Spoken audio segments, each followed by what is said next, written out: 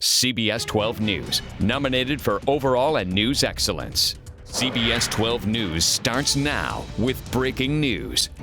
Thanks for joining us. I'm Israel Balderas. Breaking news right now. An evening of Christmas shopping turns into a frightful scare after reports of a gunman inside a store. Boynton Beach police and SWAT called to a Walmart supercenter on Old Boynton Road and Congress. That's where we find CBS 12's Kristen Chapman. And Kristen, it was quite the scary evening.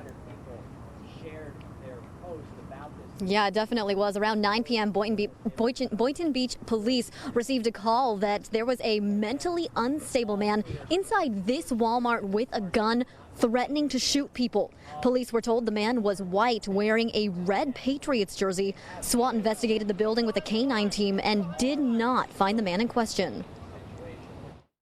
It is a busy shopping weekend, and the safety of the people in shopping in our community is our priority. And that was why we responded the way that we did. Police have since given Walmart the all clear, but they're not ruling out that this may have been a hoax. Reporting live in Boynton Beach, Kristen Chapman, CBS 12 News. ¡Viva la revolución!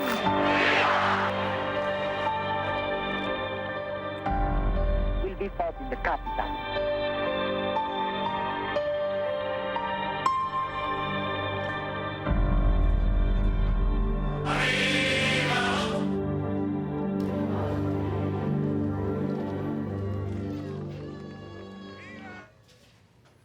He brought the Cold War to the Western Hemisphere. Former president of Cuba and dictator Fidel Castro dead at the age of 90. He led the island nation for almost half a century, bedeviling 11 American presidents, and all the while surviving a tough U.S. trade embargo designed to topple him, as well as numerous assassination attempts. Cuban President Raul Castro announcing today his brother's death on state television. Well, Castro dominated his country with strength and fear. Many of the Cuban people fled that country in order to escape his dictatorship. And still, at this hour, thousands taking over the streets of Little Havana in Miami, saying it's a moment they've been waiting for decades. Right now, CBS 12's Luli Ortiz is live in the middle of it all. And Luli, I got a feeling it's not going to end anytime soon. Well, that's right. The celebration continues here in Miami's Little Havana. As you can see, there's a lot of cheering, a lot of celebration on a day they've been waiting for decades. And the question remains tonight, what's next? This is a moment in history that's not going to be repeated ever. Cuban exile Anna Shore is joining many like her and thousands of others tonight, hours after learning the death of former Cuban dictator Fidel Castro, a man who many describe as a repressive ruler that drove them to flee to America for a better life. Cuban artist Willie Chirino wrote the exile anthem, Nuestra día ya viene llegando, meaning our day is coming. Tonight he says that day is here.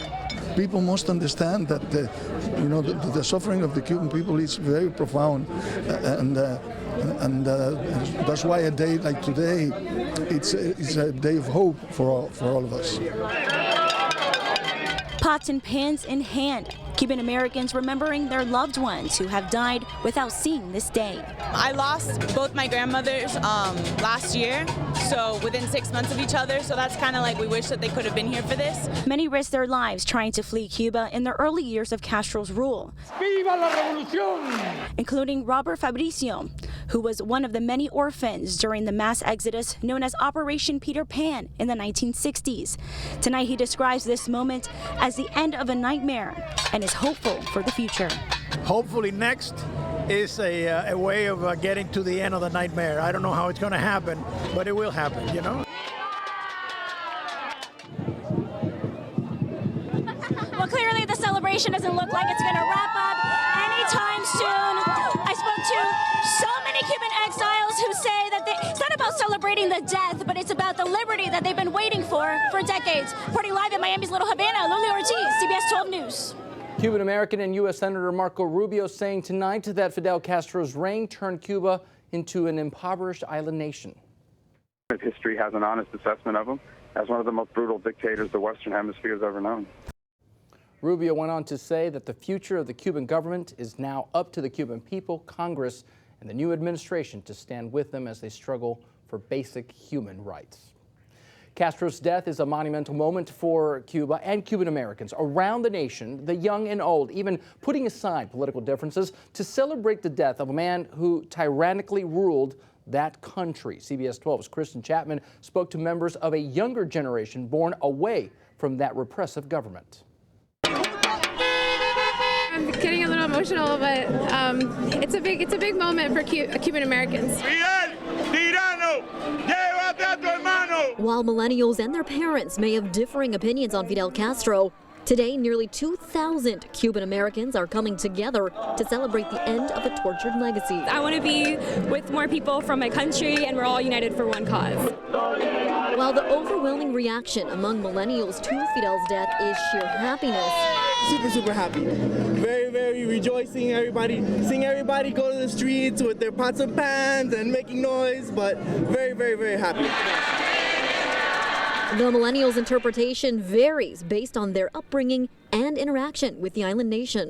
Saddened, and I hope we can all come together and unite to try to finally free the country. Her being born and raised here, a lot of times there's a lot of thoughts and feelings that you have within yourself that your family has lived, and I'm trying to translate that to my daughter. I think the majority is everybody's happy.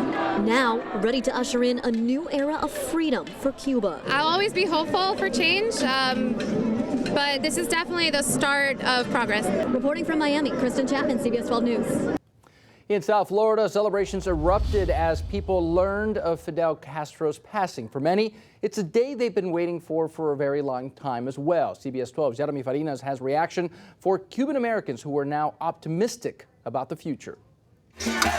With strong emotions, people chanted the word libertad, meaning freedom, as they banged pots and pans down Calle Ocho in Miami. The announcement of Castro's death almost surreal for many who for years were robbed of their freedom. You're usually not happy when people die, but we feel that it's okay to be happy. Outside Havana Cuban restaurant in West Palm Beach, Julian Sosa tells me about the struggles his mother and father experienced back in 1959 when Castro took power. He killed people, neighbors, in front of their neighbors, and assassinated people in the street to take power. His father's side of the family losing everything they worked so hard to earn. They want my ranch, they're taking the bakeries.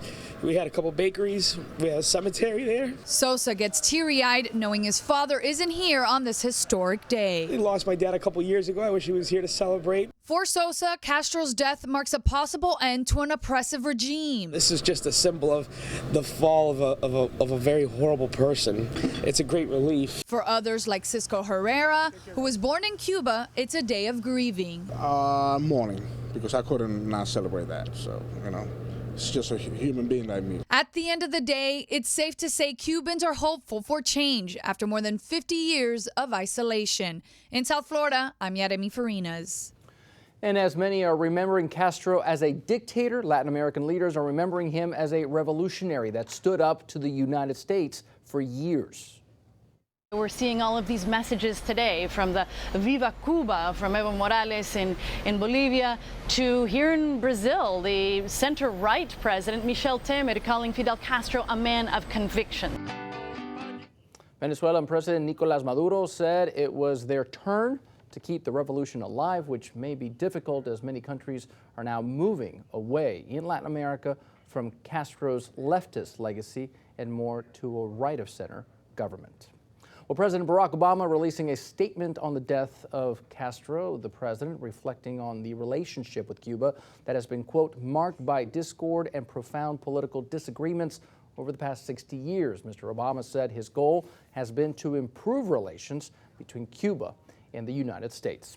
Fidel Castro's death expected to spark more interest among Americans to travel to Cuba, but the travel still complicated, even though the two nations have reestablished their diplomatic relationships now for the past year. Some residents across the country are excited to visit Cuba under a different political climate. Today, it's a day of celebration because maybe I'll be able to visit my homeland soon under a new political climate where people have freedom of speech, freedom of expression, freedom of religion. I was there in 2012, and already I could see some change going on. By the way, if you want to go to Cuba, you still need to fall into one of the 12 categories approved by the U.S. government. You'll also need a visa and travel insurance. Well, turning now to weather and temperatures returning to normal this weekend, but is another cool front expected our way just in time for the holidays, meaning Christmas. Meteorologist Michael Ehrenberg, he's got the forecast for you. Hey there, Israel. Yes, that frontal system coming through the area as we speak right now. Behind it, not really all that cool, just some mild air and breezy conditions coming our way for Sunday and Monday. There is a front slicing right into the Treasure Coast right now. There were some showers with the front, but they're continuing to stay offshore. But we do see a lot of clouds both ahead of the front and behind it, so don't expect a whole lot of sunshine for tomorrow. Temperatures, you can see 57 in Okeechobee right now, Vero Beach at 67, Vero at 64. We're still holding those balmy 70s in Boynton Beach and also the Boca Raton vicinity. So the hour-by-hour forecast shows we're mostly cloudy. No cool air here. It's really not coming in overnight tonight, with temperatures by morning only dropping down to about 64 at the coast. Cooler inland with the sun coming up at 6:49. Coming up a little bit later on, we'll take a closer look at those town-by-town lows. The winds will be picking up. What that means for your beach and boating forecast, your hour-by-hour forecast coming your way as well in just minutes. A life-changing trip that put our very own Liz Girantes in harm's way. Coming up next, she's going to talk about that trip that she took to Cuba back in the 1990s. She reflects back on even putting her journalistic career in danger. And right now, here's a live shot from Little Havana. This is Calle Ocho down there in Miami. Fidel Castro, the tenacious Cuban leader whose communist reign fueled the Cold War, dead at the age of 90. Those people celebrating tonight. You're watching CBS 12 News at 11. Here is the Sunday morning edition of the Sun Sentinel. They are our news partners. Tonight's front page headline: World's most enduring communist dictator held Cuba in his grip for half a century. You can follow the death of Fidel Castro right now at sunsentinel.com. And also, here is a video taken by our own CBS 12's producer, Veronica Vela. This is shot at the corner of Dixie Highway and Forest Hill Boulevard. That is in front of Havana Restaurant. Even here, celebration going on in West Palm Beach. Continuing coverage now on the death of Fidel Castro. You know, traveling to Cuba and getting information from the island nation was not always as easy as it is today. Journalists especially were not given permission to travel there. And that's why in 1992, when our own anchor, Liz Girantes, went to Cuba disguised as a tourist, it was a very dangerous assignment. What she witnessed was eye-opening not only to our local viewers, but to herself as well. Tonight, she takes a look back. The Soviet Union had just pulled out and things were looking really bad for Cuba. And Fidel Castro didn't want anybody to see that. So we had to go to Cuba undercover as tourists. We are prisoners in our own country. We can't express our own desires, and we can't criticize the system. Cubans aren't the only ones carefully watched, so were we. After entering this building and videotaping what we found, we were warned there would be trouble. I don't think I realized what the risks were. I didn't. But I plowed on, head first and got in trouble. During one of our interviews in the building behind me, a woman came out very angry that we were videotaping. We left, but she followed us for several blocks and started screaming for the police. The director saw us and she didn't like that we were videotaping. She chased us out. I kept telling her, oh, we're just American tourists, and I pretended not to speak Spanish. The police chased us down, asked us for ID, and then took us back to the hotel.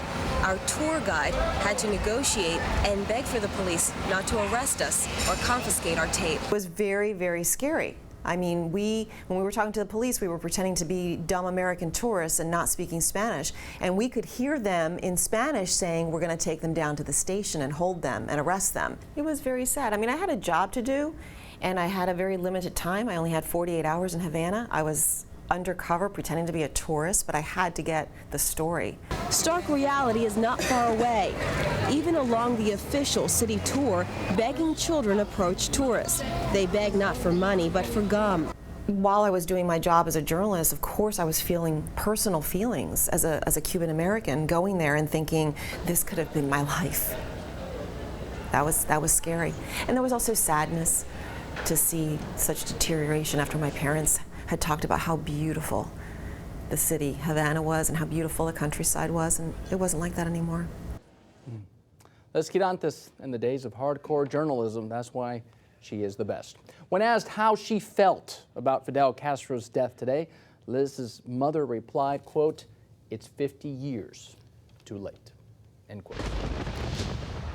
Well, I'm here with meteorologist Michael Ehrenberg, getting away from what is a pretty busy news day today in the newsroom. Right. We can't forget weather. I mean, the post-Thanksgiving weekend is when we're going to start getting all these snowbirds coming in. I think they're here already, Israel. I've been seeing them for weeks. Yeah, it's already cold up north. It's a good welcome to them, right? It is a good welcome, yes. So we had some 80-degree temperatures today. We got a cool front coming through tonight, but that means upper 70s tomorrow. Can we handle that? Oh, sure. Why not? I think the tourists can handle it. You know, my cousin's in town from Phoenix. Yes, and, I see I him, think he may move down here because he loves it that much. Well, good for him, yes. It's great weather down here, Israel, for your cousin and everybody else. We cool front coming through tonight with that modest temperature drop in the weather headlines. Thing is, though, the breeze is going to pick up, so that means rougher surf ahead. So if you're down here going to the beach, do be advised it's going to be really choppy over the next few days. You always want to swim in a guarded beach. There's the front right now swinging right across South Florida. Showers with the front. Well, they've stayed away. They've stayed off the coast, and throughout the overnight hours, there can be a shower here or there. The hour-by-hour forecast takes us to 11 o'clock in the morning where the clock is stopped. A random shower, not out of the question on the northeast flow. Perhaps more coming in the afternoon. I think the model's a little bit overdone here. There will be fewer showers, but rain chances where you live tomorrow are going to be at about 30%. Then we move into Monday. We'll still have that breeze picking up even more, gusting up to 25 miles an hour as high pressure builds off towards the north, and the breeze will stick with us as we head on through Tuesday and probably Wednesday and Thursday too. This front up here will wash out and stall for a while, but this will eventually come through Thursday night and Friday, dropping our temperatures again by the end of the week before it gets pretty warm. All right, out the door on your Sunday morning, 64 the low Wellington, upper 60s Lake Worth to Boca. So even though a front is going to go through tonight, it's going to be warmer tonight than it was last night. In West Palm, the low this morning was 60. It'll be 67 tomorrow morning, as low as 60 in Jupiter Farms. Treasure Coast, you're going to be mostly in the 60s, down to about 55 degrees there in Okeechobee City. Then for your Sunday, look for a mix of clouds and sunshine. Again, that 30% chance that you get a little shower here or there. Notice the temperatures, no low 80s like we had today. We're looking at 78 for West Palm. 79 for Jupiter Farms, and up north, Stewart through Vero Beach, upper 70s the rule for you, and 77 there in Okeechobee City. So if you're looking for something to do, you're kind of bored, you might want to check out the Weekend Art Festival in downtown Delray Beach. It'll be partly sunny down there on Atlantic Avenue with a passing shower possible. Your high in Delray at 79. And then up in Stewart, for those of you in the Treasure Coast, partly cloudy, breezy shower. Art in the Park at Memorial Park in Stewart. So some cultural events going on this weekend. We talked about the wind. Well, as you can see, they're going to be gusting to between 16 and 18 in the morning tomorrow. Tomorrow afternoon, gusts into the low 20s on the Treasure Coast, and we'll all have gusts into the low to mid 20s by late in the afternoon tomorrow. So what that'll do is kick up the seas to 3 to 6 feet, a high impact from the wind and a medium impact from wind, rip currents, and also beach erosion.